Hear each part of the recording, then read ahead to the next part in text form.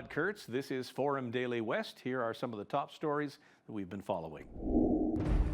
U.S. President Donald Trump arrives in Alberta for the G7 summit, and Bridge City News is there.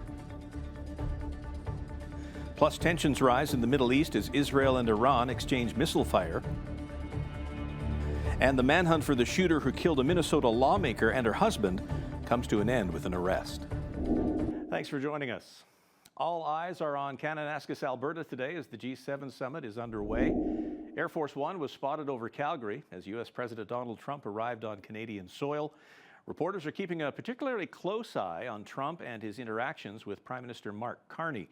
Both leaders have been speaking regularly over phone and text, trying to resolve the economic spat caused by U.S. tariffs.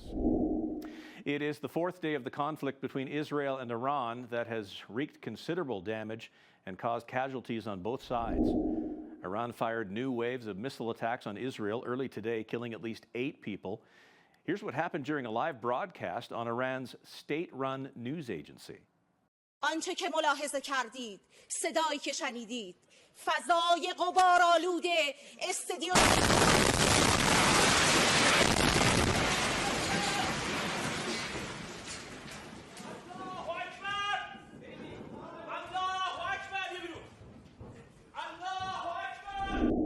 Meanwhile, Israel has warned residents of part of Tehran to evacuate ahead of new strikes as the Israeli military claims it has achieved air superiority over the Iranian capital and could fly over the city without facing major threats.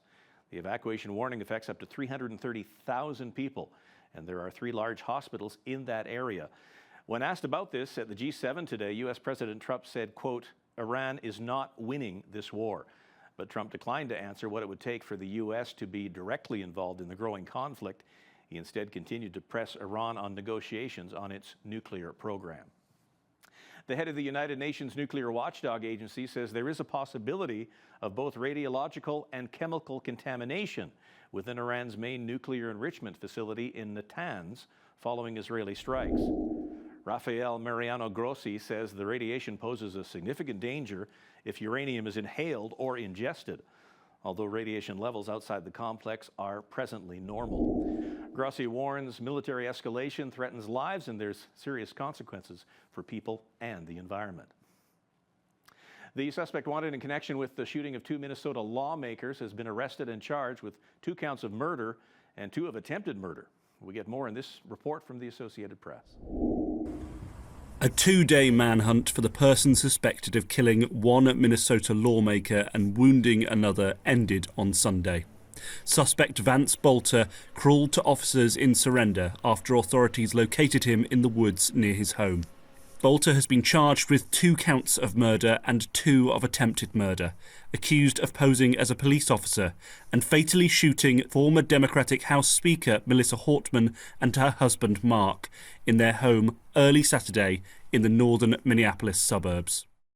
Senator John Hoffman, also a Democrat, and his wife Yvette were also injured at their Champlin home about 9 miles away. Multiple agencies were there as FBI laid hands on it and Minnesota State Patrol put the handcuffs on.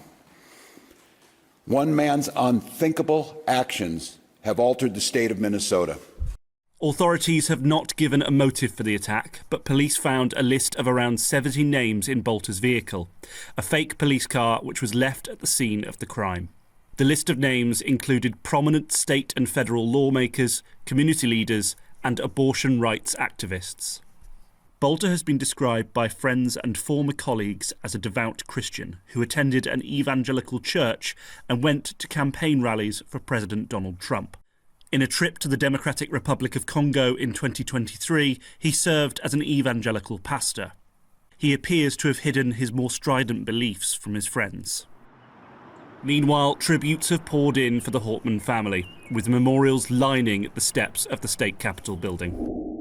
Home sales in Canada fell 4.3% last month compared with a year ago, but the Canadian Real Estate Association says home sales rose 3.6% from April, marking the first month-over-month increase at the national level in more than 6 months. Buyers have sat on the sidelines for much of this year so far, but the association says there's now a sense that perhaps the expected turnaround in housing activity this year was just delayed for a few months by the initial tariff chaos and uncertainty. When we return, we will have more of the top stories from the West with Forum Daily West.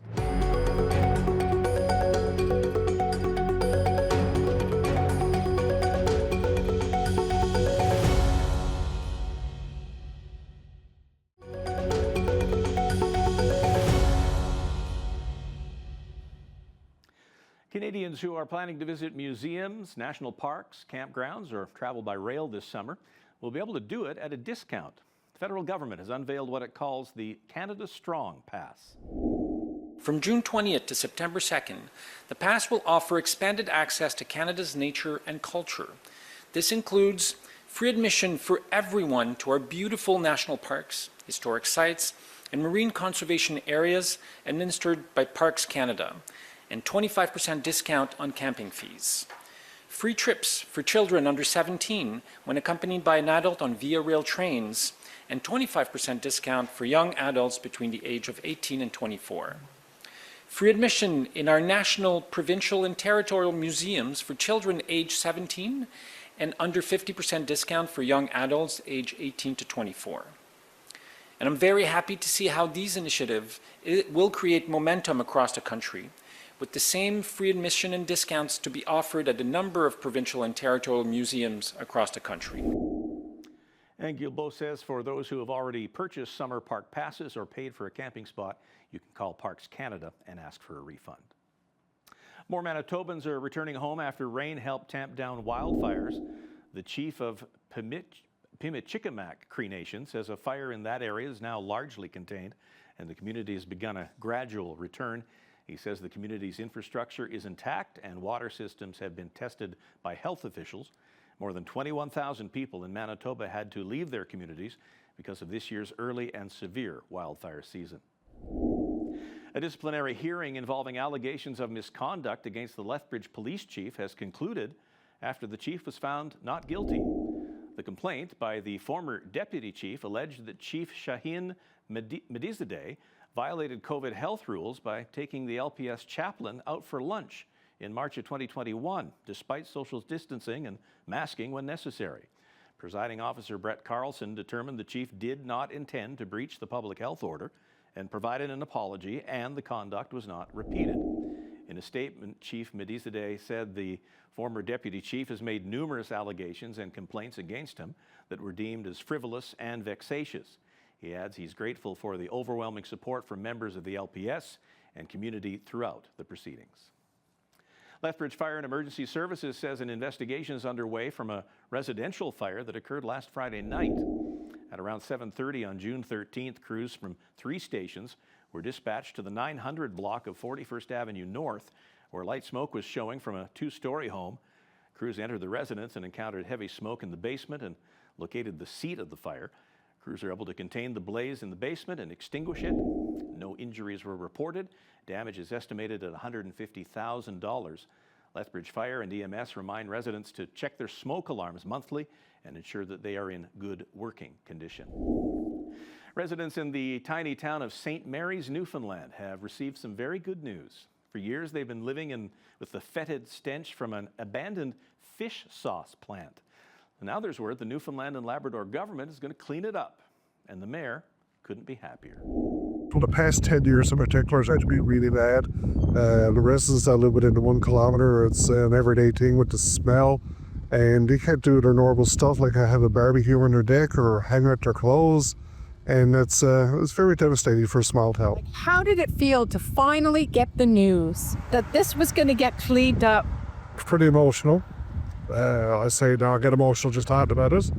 I had to close my door in the office and go up, and ABJ actually said we're finally there. I was quite emotional for a small town and to be forgotten about for so long, and all of a sudden now we're after being this successful and get this clean-up funded. Fish sauce. Whew. The mayor says once the cleanup is done, he hopes council will put the plant site up for auction and another business will step in. With their father in the White House, the Trump kids are continuing to expand the family empire with an announcement that they're getting into the mobile phone business.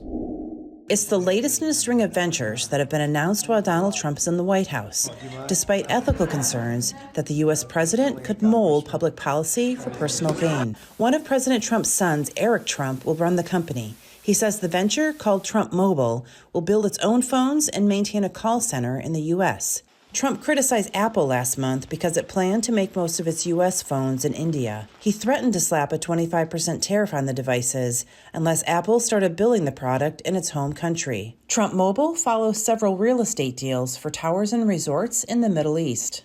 The phone will be gold-colored and called the T1 phone.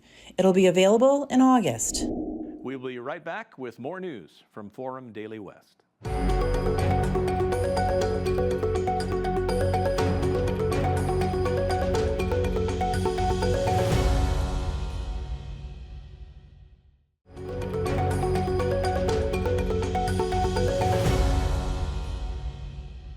Britain's real-life spies have finally caught up with James Bond.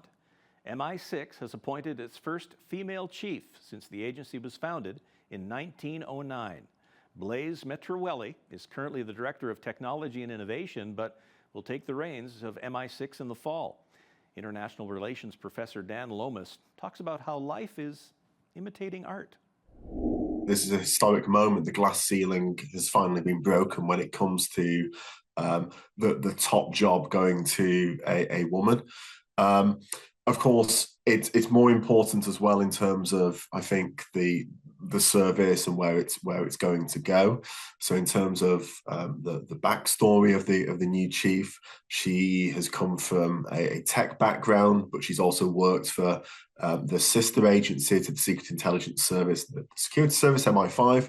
So she has experience from working across the UK intelligence community. I think when you watch the Bond films, and particularly when you watch Judi Dench and how she plays it, I wouldn't particularly say that she's feminine in terms of her mannerisms towards Bond. So it's very kind of, she survives by being male-like, I think, in how she operates. But in the real world, some of the best officers out there are women, because contrary to the image that women are Mata Hari-like figures, which is not the case and what films often get wrong. And while we're in the UK, London's Victoria and Albert Museum has decided to do something different and let people see what's in storage. It's opened up its storerooms for visitors to view and, in many cases, touch the items within. On average, museums have 1 to 5% of their collections on show. What we're doing here is saying, no, this whole collection belongs to all of us. This is a national collection and you should have access to it. So that is our kind of fundamental principle. And as part of that, we need to be able to look at and research the full and expansive histories of our collections and make them truly accessible. So I think access is one answer, and then transparency about what we know about our collections is really key as well, so that we can talk very openly about where things have come from, how they ended up in the V&A's collection. People are making so many interesting choices. They'll be asking for a dress, plus a piece of, ceramic, plus it's so interesting to us all to be able to see that and witness that. And they don't need to be researchers. They may be the researchers of the future, but you don't need credentials to use that service, which is also a new thing. People can use the service just because they want to, they're interested.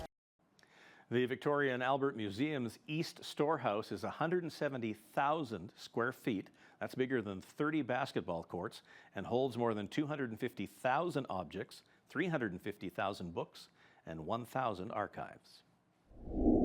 In sports, Gavin McKenna of the Medicine Hat Tigers has been awarded the David Branch Player of the Year Award for the Canadian Hockey League. 17-year-old McKenna becomes the third youngest player to be awarded the honor after John Tavares and Sidney Crosby, who were each 16 when they won. He finished second in points with 129 during the 2024-25 season, which included a 54-game point streak that continued through the playoffs. McKenna and the Tigers were crowned WHL champions this year and were runners-up in the Memorial Cup in Rimouski, Quebec. One other bit of sports news today. Hockey Canada has named the first 6 players to its preliminary men's hockey roster for the Milan Olympics next year. Those players are Connor McDavid, Sidney Crosby, Nathan McKinnon, Cale Makar, Braden Point, and Sam Reinhart. The rest of the roster will be finalized later. The tournament begins on February the 11th. Well, as you've likely heard, Miracle Channel, home of Bridge City News, is hosting its summer fundraising campaign entitled Unlocking Heaven's Resources. Many production personnel from both Lethbridge and Calgary were involved to produce this TV special. And our CEO, Jeremy Prest, joins me now to explain a bit more about the fundraiser. Thanks, Rod. Yes, I want to invite everybody tonight. If you're from the Lethbridge area, surrounding area, actually, if you're from all of Canada, you're invited 7 p.m. tonight. Make sure you join us. You know, we've got a TV special called Unlocking Heaven's Resources about getting your finances to whole new levels. There's not a single person that I've ever met that can't or doesn't need to go to new levels. And when we do, we can be more generous, we can bless more, we can help more, we can solve more problems. So make sure you set it in your calendar tonight, 7 p.m. You don't want to miss it. Also, it's interactive. You can call in, you can connect with us, you can scan the QR code on the screen and make sure that you join in because it will be great.